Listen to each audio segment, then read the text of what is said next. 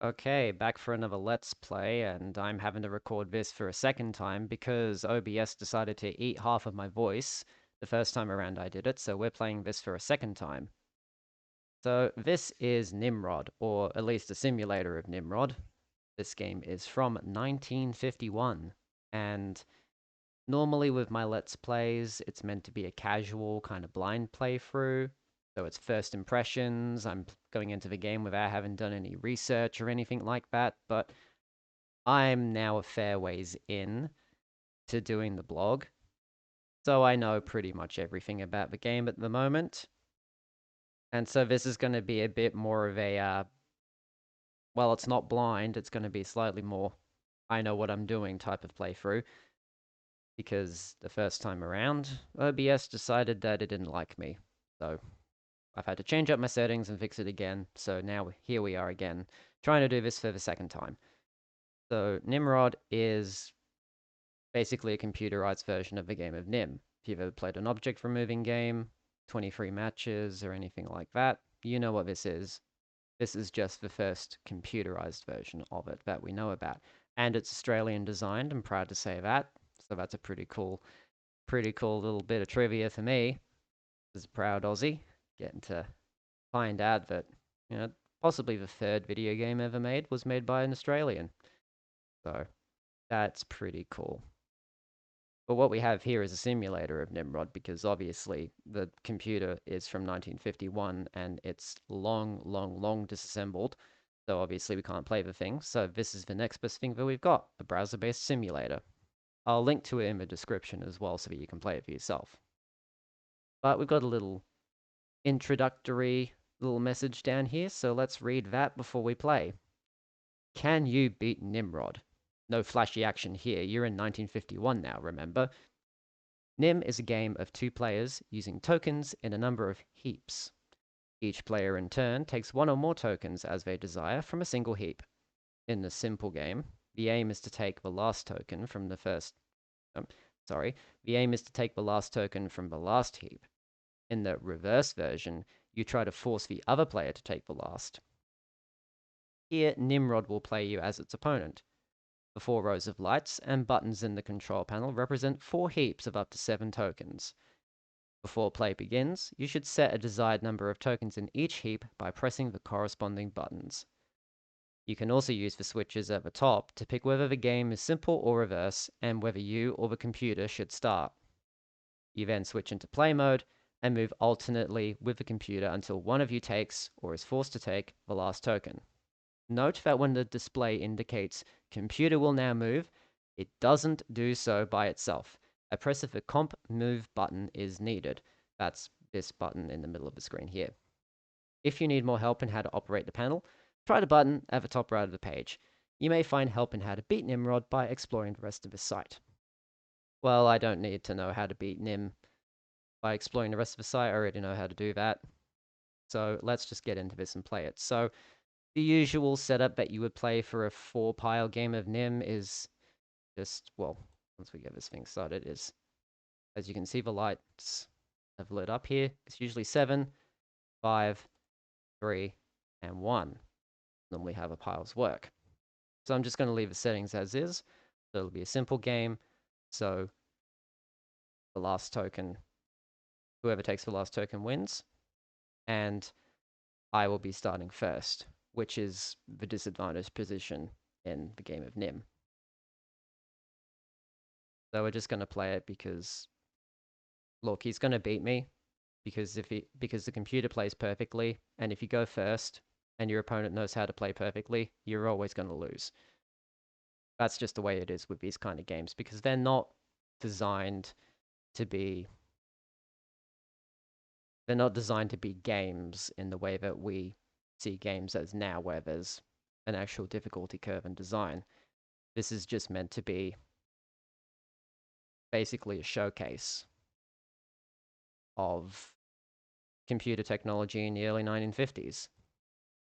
See there, computer already wins. We'll do the same setup, but we'll do it in reverse this time. So this is force your opponent to take the last token to win.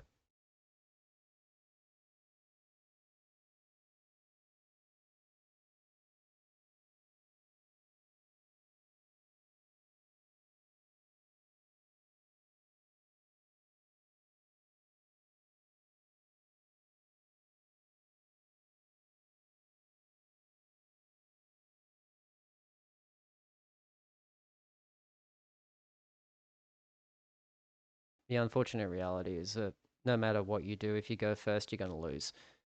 That's just kind of the way it works. Now we'll do it again, but this time I'll have the computer go first, and we'll show you how to win. Okay, so he's taken away a 2 there. So if you sort of think about it in binary, so the first 4 bits of binary are 1, 2, 4, or even just the first 3 bits. You sort of break it up like that. You want to always, at the end of your turn, have a pair of binaries at least. Always make sure that it's an even number. So you've got an even number of 1s, even number of 2s, even number of 4s. What he's done there is that he's taken away one of the 2s.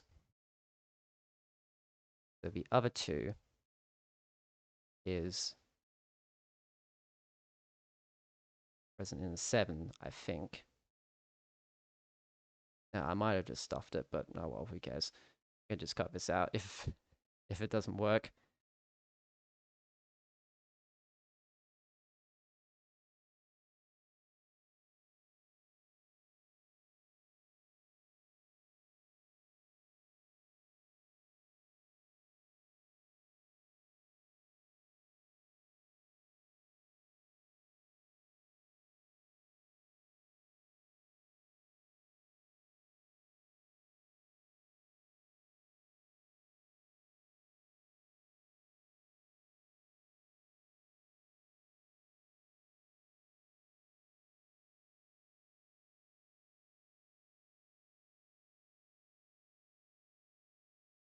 See, now I've got him in a winning position.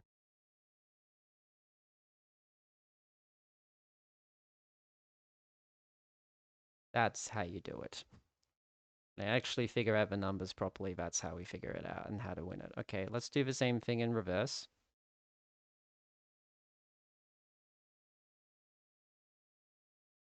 And let's see if we can beat him again.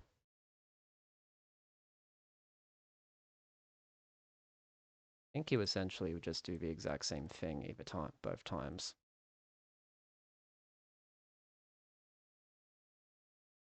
Now I can just do that, and I win again. And that's the only way that you can win. You have to go second to win. You can't win by going first. And that's going to be a pattern that you'll see in future NIM games as well, is that the computer is simply designed to play perfectly. And so you are going to have no chance of winning unless you have certain settings set up. It's not great from a game design perspective, but nobody knew what game design was in the 50s and 60s and 70s, so I can kind of give them a pass because they're still figuring stuff out. And again, these aren't really designed for entertainment, they're designed for showcases. So that'll do it for Nimrod. That'll be Let's Play number 2, because we skipped over Birdie the Brain, because that doesn't have a proper simulator that's online anywhere. I know there's a couple of versions of it out there, but they're not really proper simulators of the game. So I just decided to skip over it. Yeah, that'll do it for this Let's Play. Expect to see these a little bit more frequently because I'm kind of refining the way that the channel is set up moving forward because I'm at a bit of a bottleneck.